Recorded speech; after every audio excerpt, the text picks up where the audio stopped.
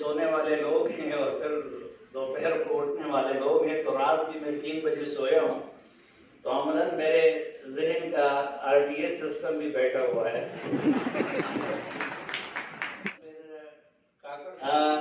لیکن یہ شکر ہے کہ مجھ سے پہلے جو پینلسٹ آئے اور خصوصاً ڈاکٹر رفیع اللہ کاکڑ صاحب نے جس طریقے سے ایک کمپریہنسو پریزنٹیشن دے دی، اور اس سے پہلے بھی ڈاکٹر صاحب نے جو خوبصورت پریزنٹیشن دے دی، تو میرے خیال میں جتنے بھی ٹیکنیکل آسپیکٹس تھے اس کے، وہ انہوں نے اتنی خوبصورتی سے کور کر دیے کہ نہ صرف یہ کہ اب بیٹھا ہوا ہے،